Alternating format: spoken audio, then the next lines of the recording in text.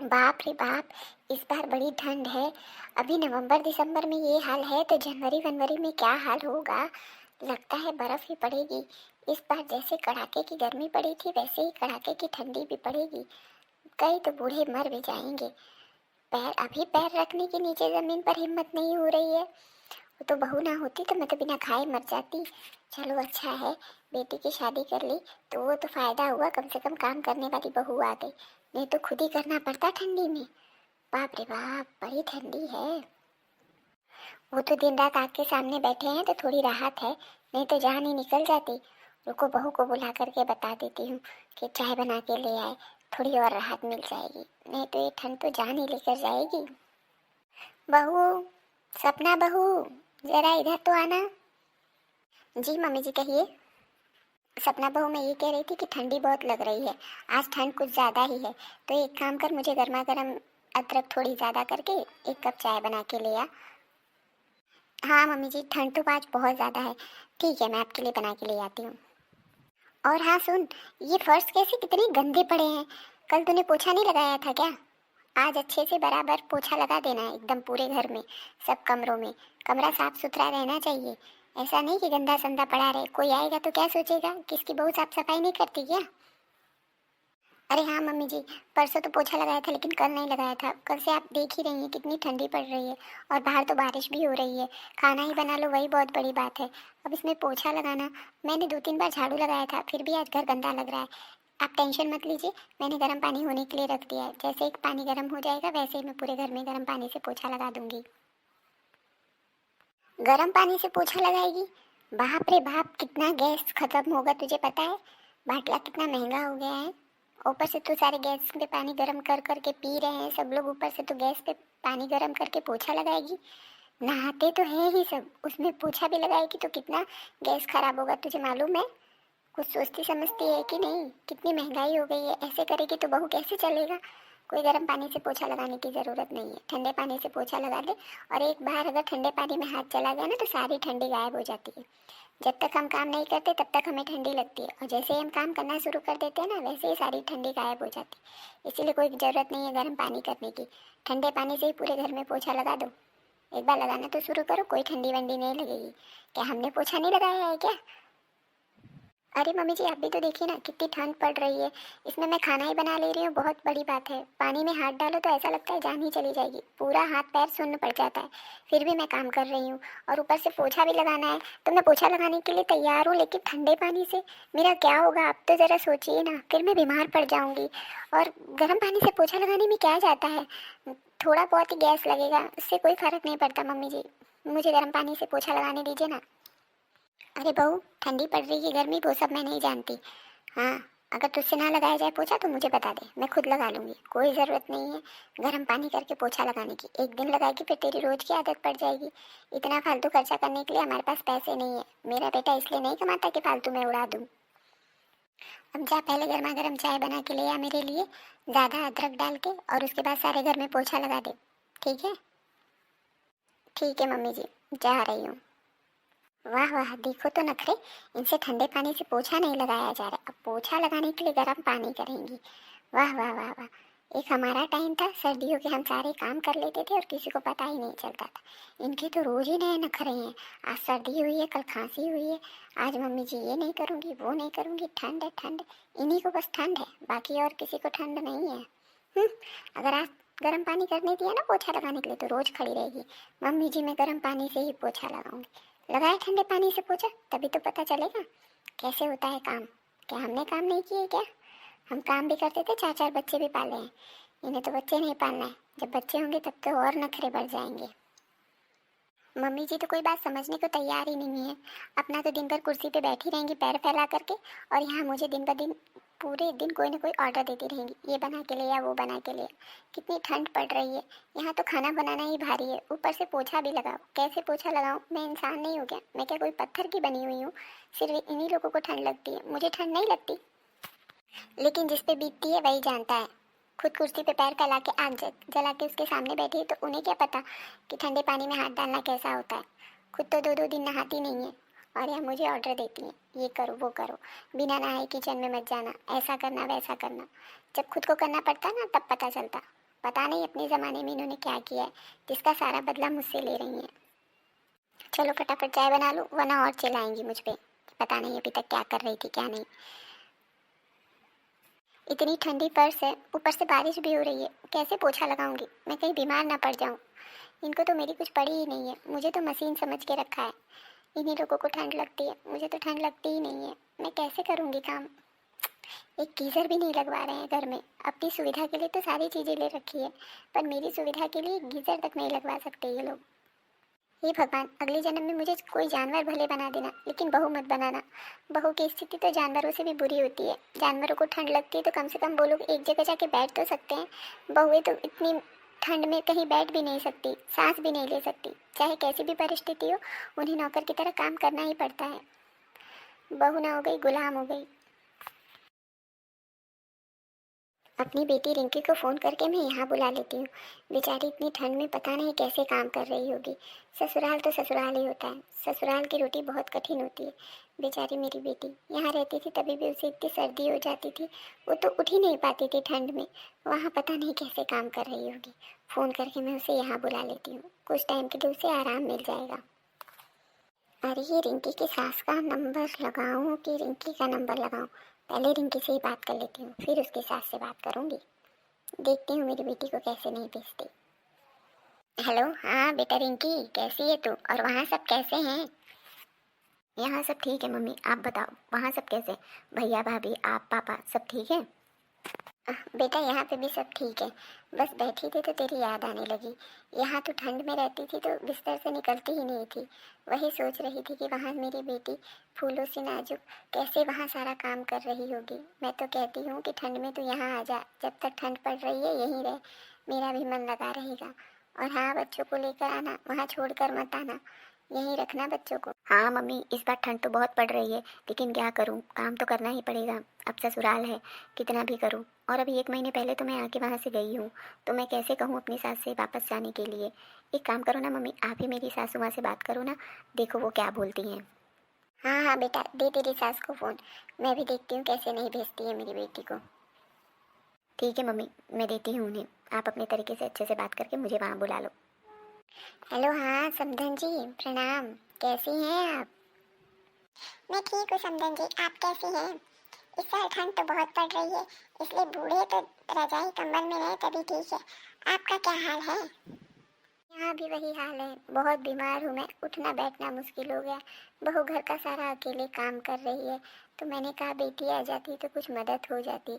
अगर आपको सही लग रहा हो तो मेरी बेटी को ठंड ठंड तक यहाँ भेज दीजिए, मेरी बहू की थोड़ी मदद हो जाएगी।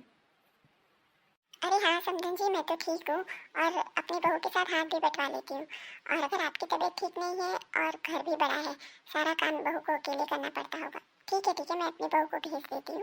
लेकिन हाँ, जब आपकी तबीयत ठीक हो जाए तब भेज दीजिएगा। अब मेरी भी उम्र हो गई है तो मुझसे घर का काम नहीं होता। अरे हाँ समधन जी, मैं भेज दूँगी, आप टेंशन मत लीजिए। मैं आपकी बहू को अपने पास बिठा कर नहीं रखूँगी। ठीक है समधन जी, फिर मैं रखती हूँ। हे भगवान, ये क्या कम थी जो रिंकी दीदी भी आ रही हैं।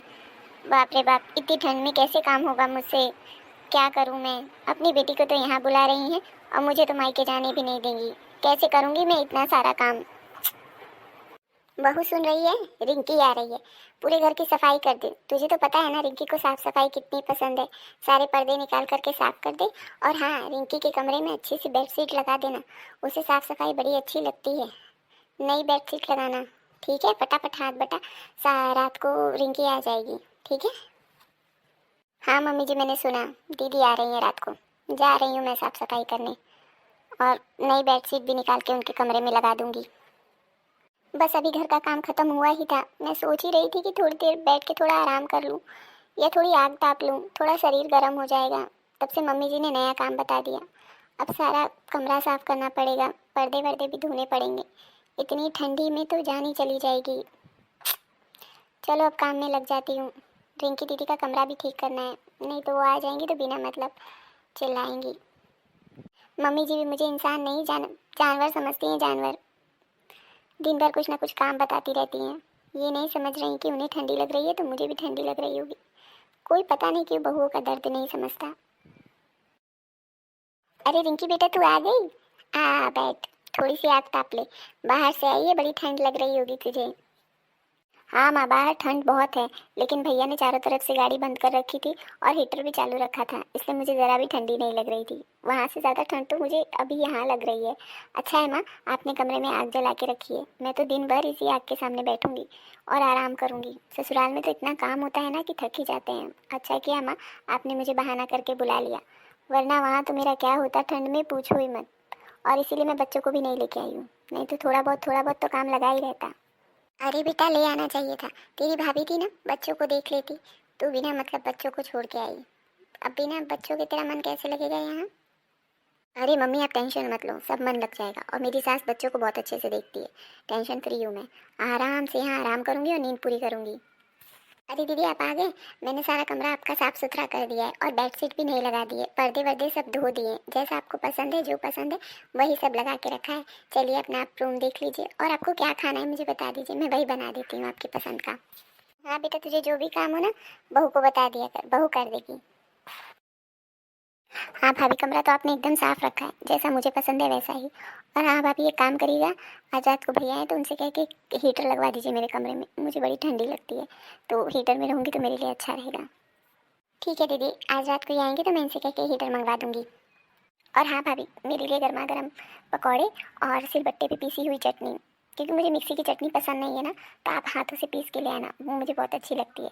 और भाभी ज़रा जल्दी बना के लाइए, मुझे बहुत ज़ोरों की भूख लगी है। ठीक है दीदी, मैं भी बना के लाती हूँ आपके लिए।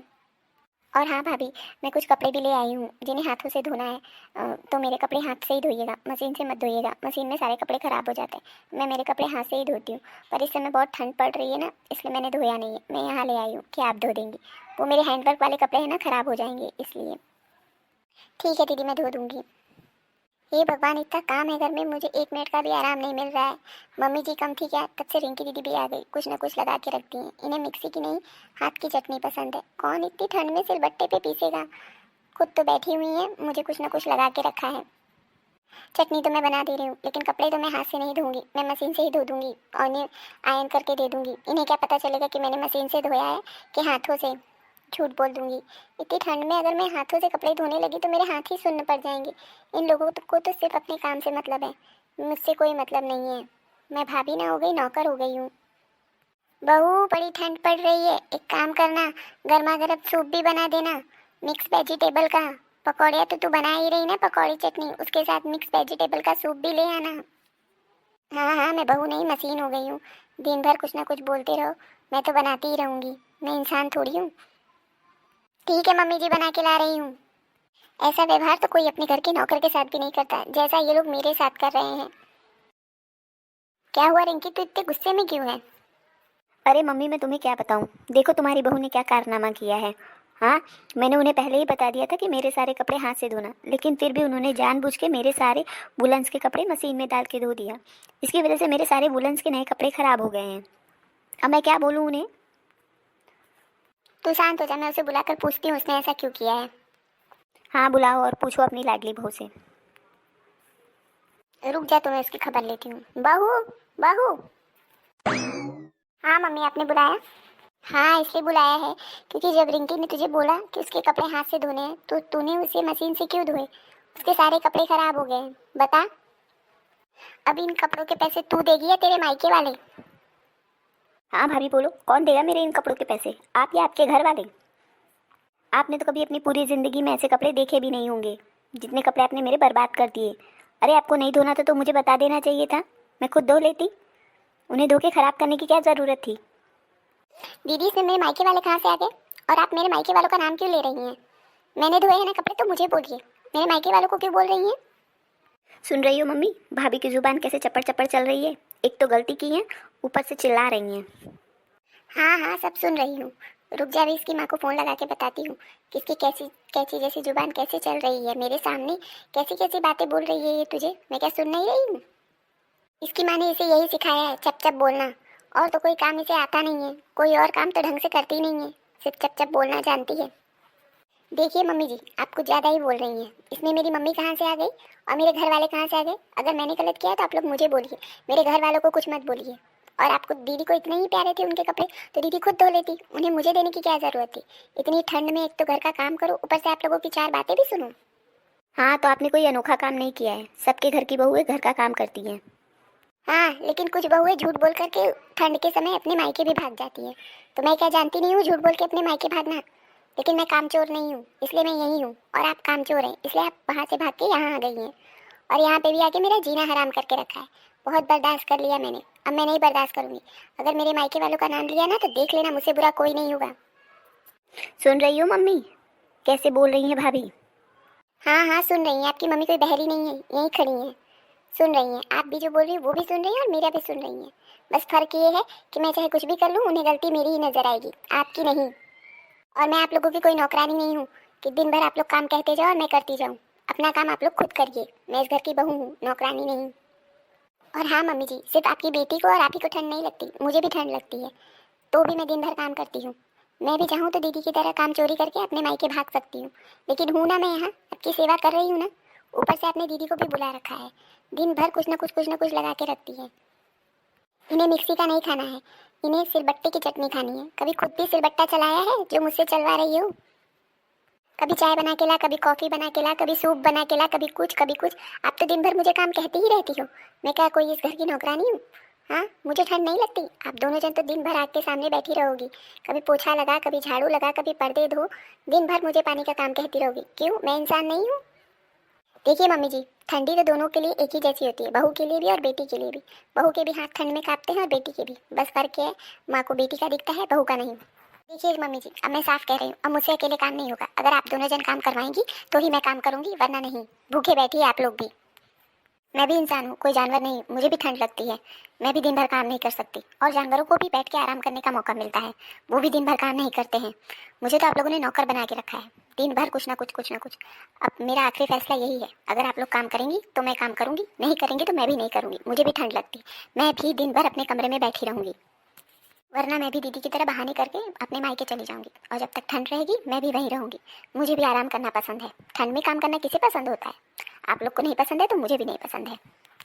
अरे नहीं बहू, हम लोग कहाँ कह रहे हैं कि काम नहीं कराएंगे। मैं और इनके दोनों तेरे साथ काम करवाएंगे। और सही कह रही है तू, तुझे भी ठंड लगती होगी, तू भी तो इंसान ही है। हम दोनों भी तेरे साथ काम करवाएंगे। तुझे पहले कहना चाहिए था ना, हमें तो लगा तुझे कम ठंड लगती है इसलिए हम काम नहीं करवा रहे थे। अब तूने बता दिया कि तुझे ठंड लगती है तो हम लोग भी तेरे साथ काम करवाएंगे। क्यों रिंकी, करवाएगी ना अपनी भाभी के साथ काम? हाँ मम्मी, क्यों नहीं, मैं करवाऊंगी भाभी के साथ काम। और हाँ भाभी, अपनी ठीक किया जो मशीन से कपड़े धो दिए। अगर आप हाथ से धोती और कहीं बीमार हो जाती तो? अच्छा कि आपने मशीन से धो दिए। कपड़े तो नए लिए जा सकते हैं, लेकिन हाथ पैर थोड़ी। मैं समझती हूँ भाभी, मैं भी अपने ससुराल में काम करती हूँ ना, तो मुझे भी ठंड लगती है। मैं तो बस ऐसे ही मजाक कर रही थी। मैं धो लूँगी अपने कपड़े। वही ठीक ही होगा, क्योंकि अब मुझसे इतना काम नहीं होने वाला है। मम्मी, अब तो ठंड में यहाँ पे भी काम करना पड़ेगा, इससे अच्छा तो मैं मेरे ससुराल में ही थी। देख बेटा, काम तो करवाना ही पड़ेगा, नहीं करवाएगी तो बहू भी अपने मायके भाग जाएगी, जैसे तू यहाँ आई है। हम दोनों की भलाई इसी में है कि हम दोनों बहू के साथ काम करवाएं, वरना बहू चली गई तो सारा घर का काम मुझे अकेले ही करना पड़ेगा। हाँ मम्मी, अब भाभी के साथ काम करवाना ही पड़ेगा, उसी में हम दोनों की भलाई है। मेरे लिए तो एक तरफ कुआं एक तरफ खाई है, वहाँ भी काम करो और यहाँ भी अब काम करो। क्या मतलब मायके आने का।